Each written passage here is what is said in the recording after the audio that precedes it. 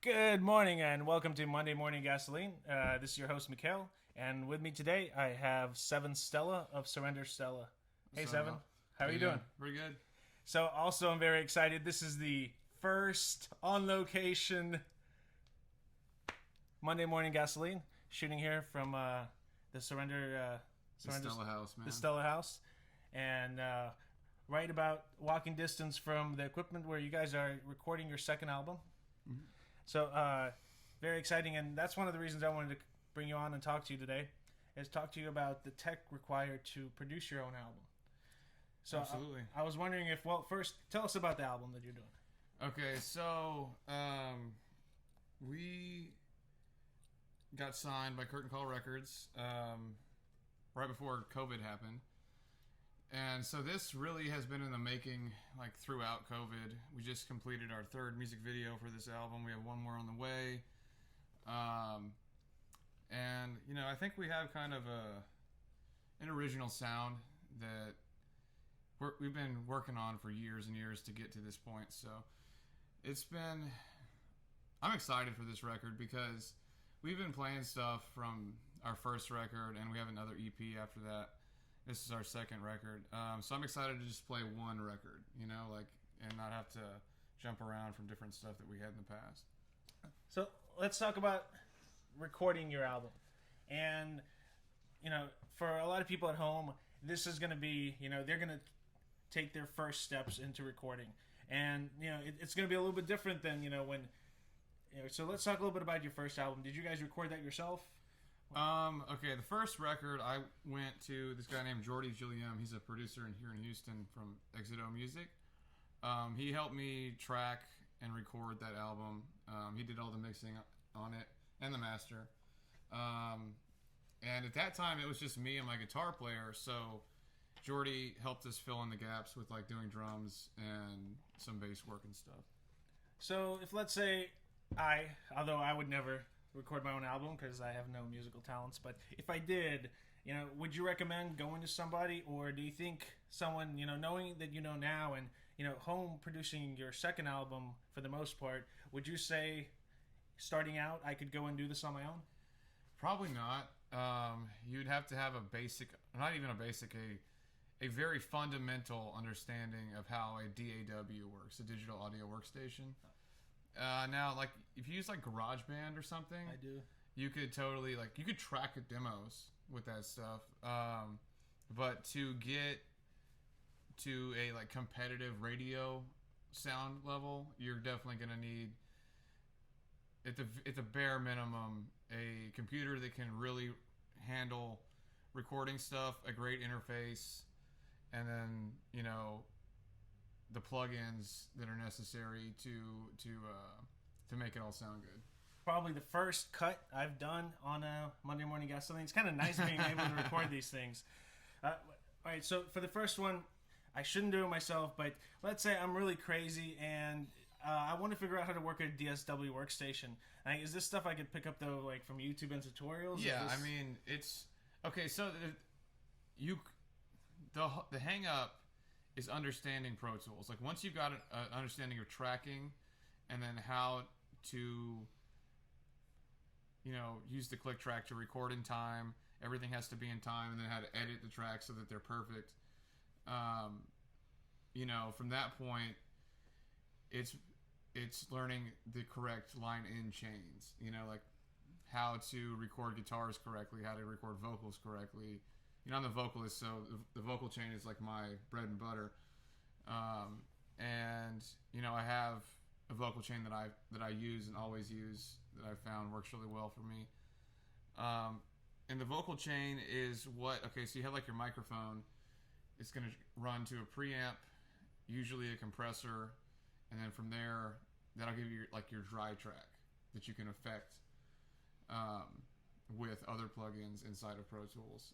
But I use Universal Audio, which is great because it allows you to, if you wanted to, track old school. Like back in the day, if you wanted to use a compressor, a reverb, a delay on your track, you had to run it through actual hardware, and the final recording was just done, through the hardware. So like as you're talking through the mic or singing through the mic, what is printed there that's what goes to the final. Whereas in modern era time, that sounded stupid. Cut that. In the modern era, you just really need a really good dry track that you can affect with the plugins within like Pro Tools. And so you can spare the money on hardware, and as long as you capture a really clean sound, you can do with software the editing and the extra steps. Yeah, I mean, the software they have now, the plug-in chains, the plug-ins are, not all of them are as good as the hardware, but a lot of them you cannot tell the difference. Like, I literally had the hardware, some extremely expensive gear, and I compared it to UAD's plugins, and there's no difference. So I got rid of it and, kept the money instead. So, and one of the other reasons that I wanted to bring you on, not just because I wanted other people to learn about tech and how to do sound recording correctly, it's also because sound has been the hardest thing of this podcast for me to understand. And I figured if I ask a master on how to do this, then I could maybe make my own audio better. And so part of the thing we did, so today you went shopping with me. I did, yeah. And we upped, and I'm going to bring out some toys that we bought today. Okay. So, tell me about this mic. And look, these guys aren't paying us, so I'm not, too keen on pushing them, but... Hey, give him a sponsorship, and me too. I need a mic. So, he will most likely use these a lot more than me, but... So, tell me about this. This is an AKG mic, and these are the condenser mics that we have in front of us now. Mm-hmm. So, what makes this a good mic? Well... Other than the fancy box. It's the box. It's all in the box that it comes in. No, it's... So these are condenser microphones. They allow you to record omnidirectional stuff, which means all the way around the tube. It's also an AKG, which is a great brand.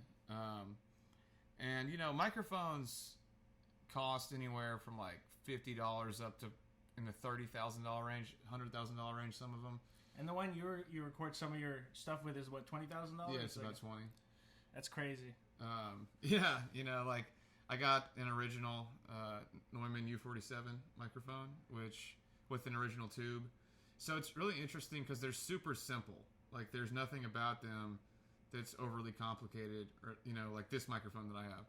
But it's that tube inside of it. They cannot make them anymore. They were made in Germany before the world during World War II. Oh, wow. And so in order to get a new tube, you have to buy an original one, and that's what makes them. There's only like 3,000 of them made or something. There's Telefunken and Neumann. There's like the same brand. One went to America, one went to Germany. Anyway, long story short,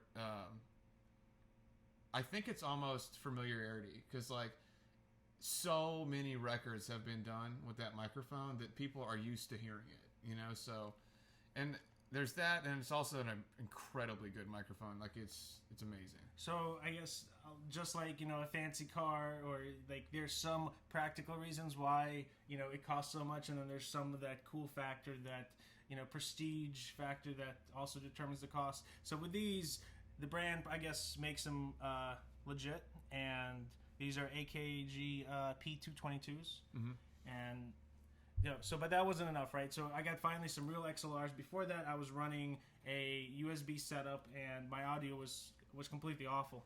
So let's take a look at our other piece of equipment. Oh, and that's not the only thing we bought. We bought this M Audio mixing board, or is it? What you had a different name for? That's it. An interface. Interface. Yeah. So what's the difference between a mixing board and an interface?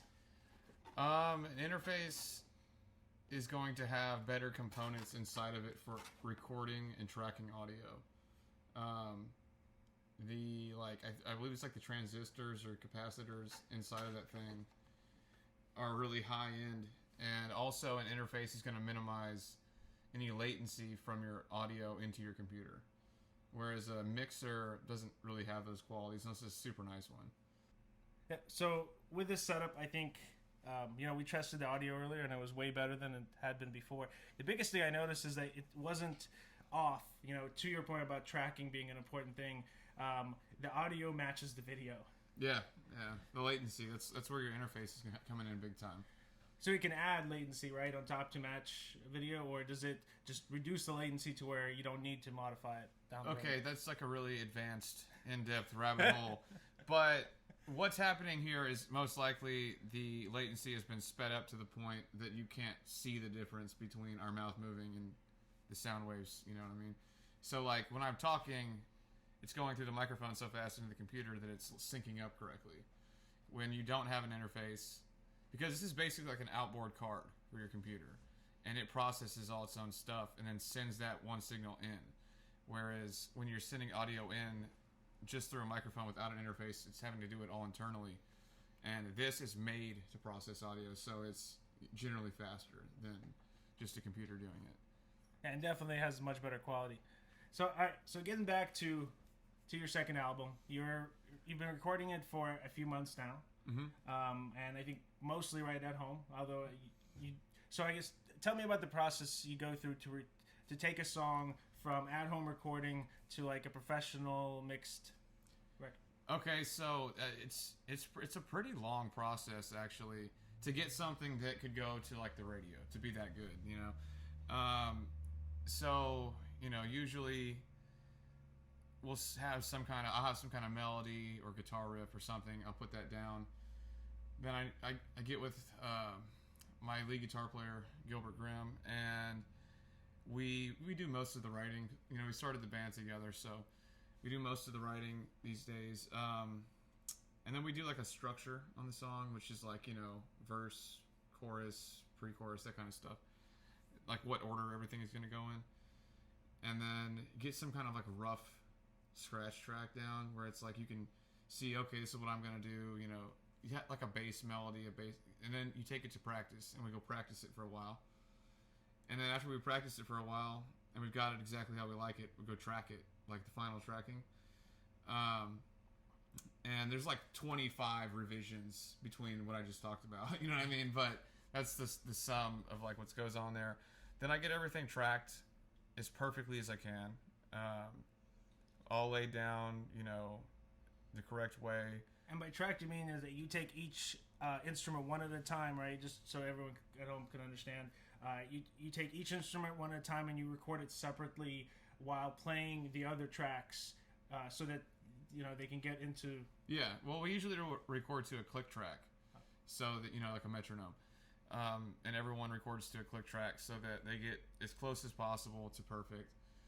And then, you know, once you have, see, within Pro Tools, every instrument is going to have its own track, you know, its own audio wave, and then you want everything to be as close to that click as like humanly possible. And you can actually flex audio with the software in Pro Tools, which is amazing.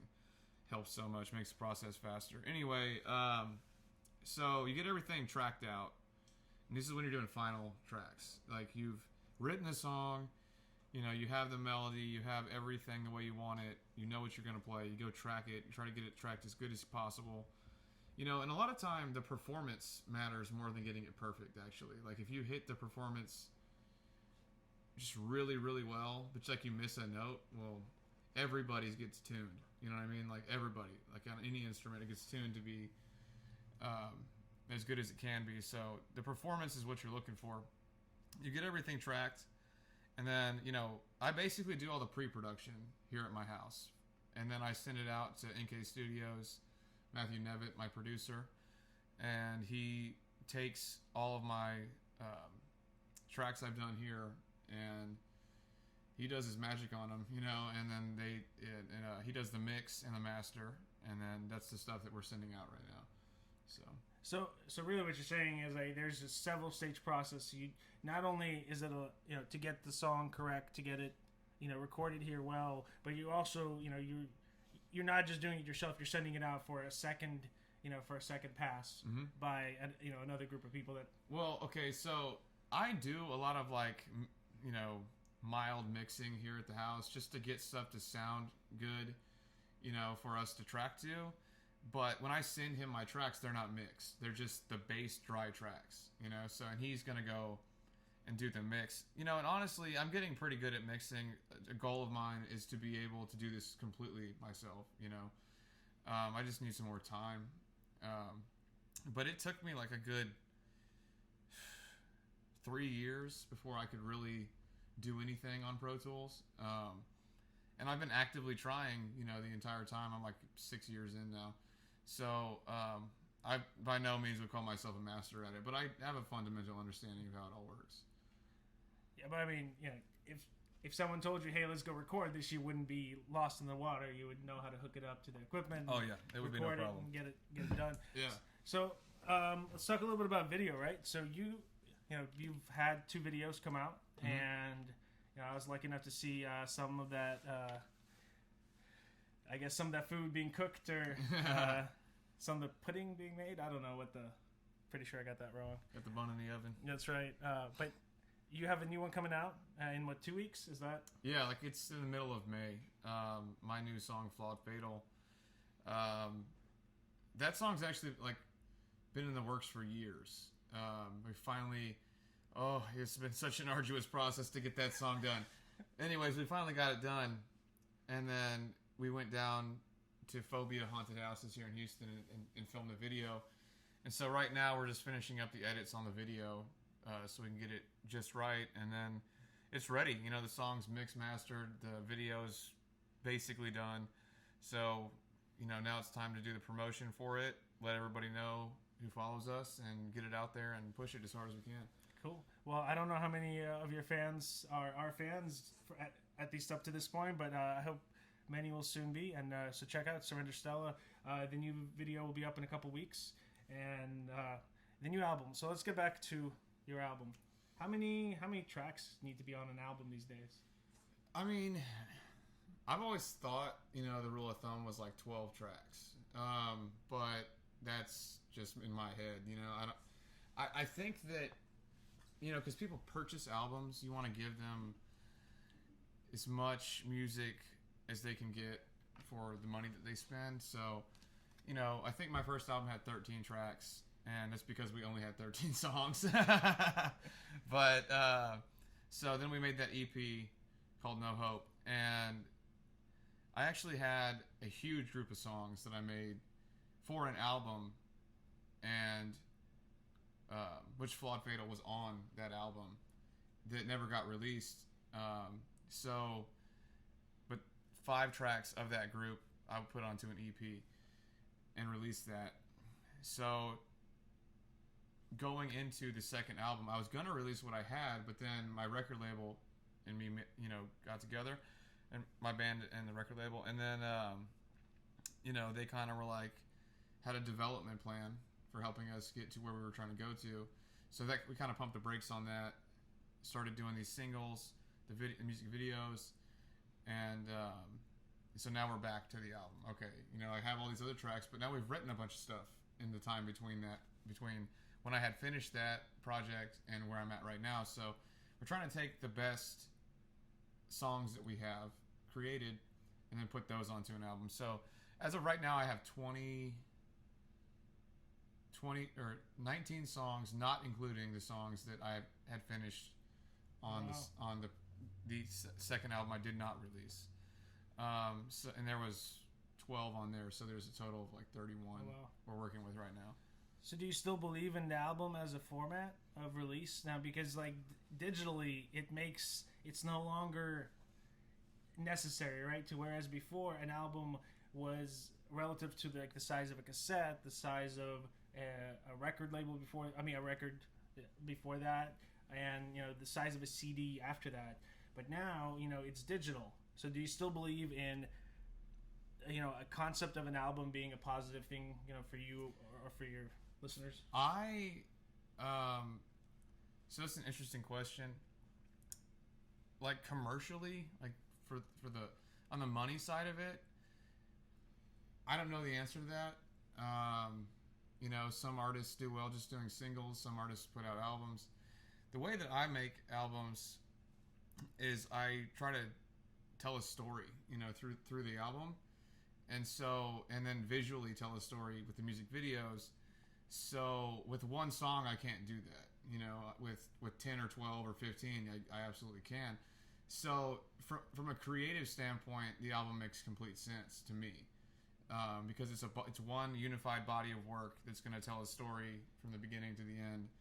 And, so when I'm thinking of that body of work, I'm thinking of the visual aspect of it. You know, the music videos, the live performance, like how I tell the story on stage as I go through the set list, the clothing I'll be wearing, you know, on stage or in videos, and then the imagery, especially like the B-roll stuff in the videos. I definitely spend a lot of time focusing on that because like I said, I wanted to tell a story.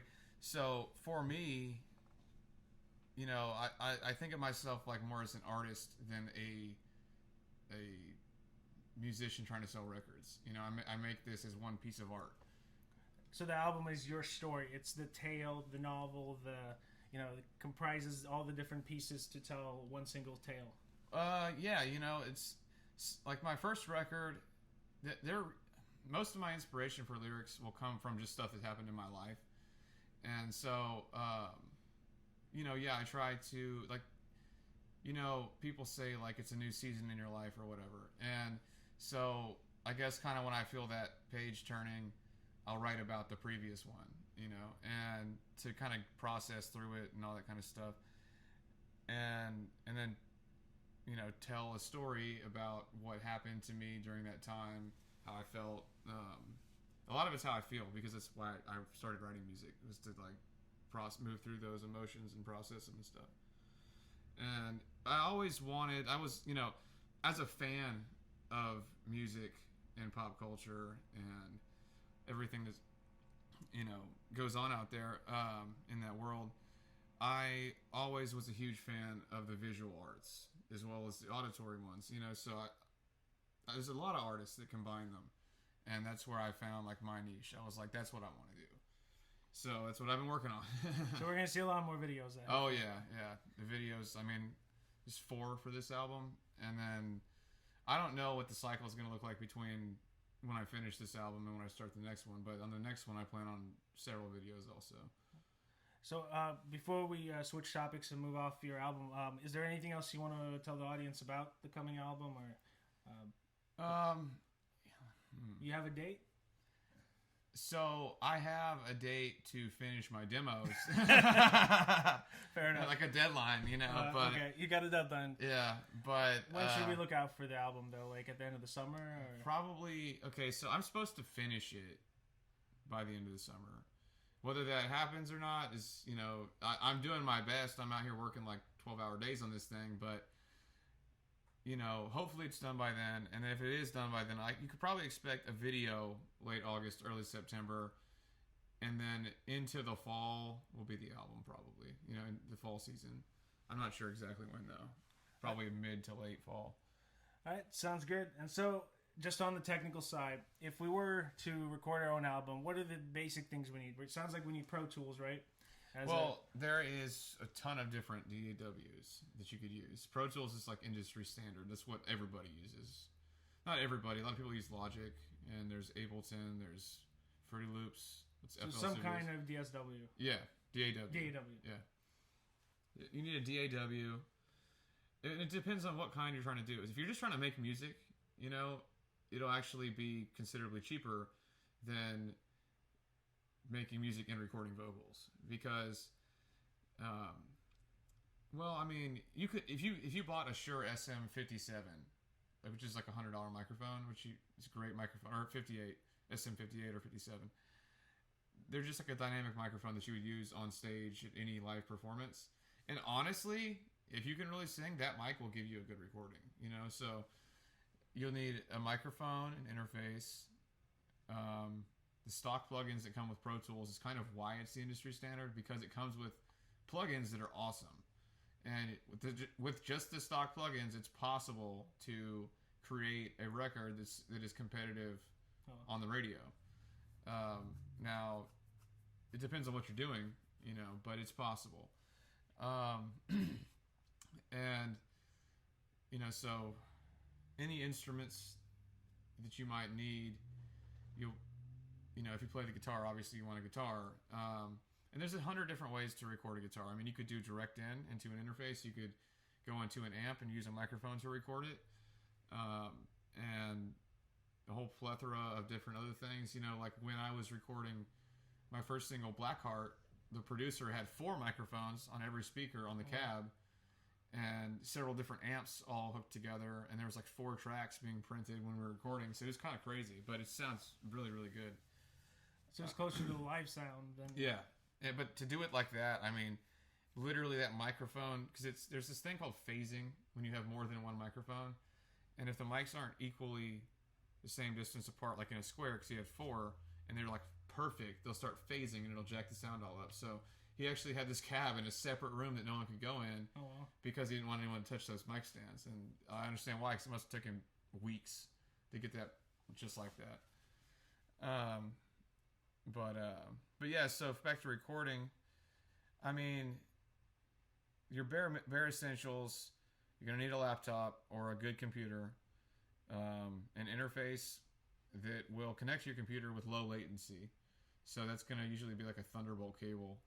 I think USB 3 is fast enough now, but Thunderbolt used to kind of be like the best option. And then you're going to need your instruments and a microphone. Or anything that you're like, because you can make virtual instruments with Pro Tools as long as you have a MIDI controller. But you don't even need one, actually. You know, you could draw it into the grid. So you don't need a MIDI controller, but anything that you're going to record outside of Pro Tools, like here in the real world, you'll need those instruments and amps and stuff like that. And microphones. Yeah. And so for us, we got condenser mics for this podcast, though, right? But you wouldn't recommend condenser mics for recording, right? Oh, yeah, absolutely. Yeah, I mean, I use a condenser mic to do my final vocals, you know, but when I'm just tracking, I just use a dynamic one because it's easy. You just grab it, you know, sing, and then put it back down. Whereas the condenser, I have to set it up, get the whole room right, you know, and everything. Like, yeah, because we're getting a lot of like back noise from those condenser mics. Cool. Well, I think we're almost out of time. There is one last thing that I kind of ask everyone that comes on the show to do, and since this is Monday morning, tomorrow morning will be Monday morning when we play this. But you know, do you have a little piece of motivation to leave us off with? Man, you never fail until you quit. So don't ever give up on whatever it is that you're doing. You know, that's how I keep going forward. Hell yeah. Well, thanks, Seven. I appreciate you coming on and joining us and this evening. And yeah, thanks for having me. Thank you, bud. All right. Have a good Monday.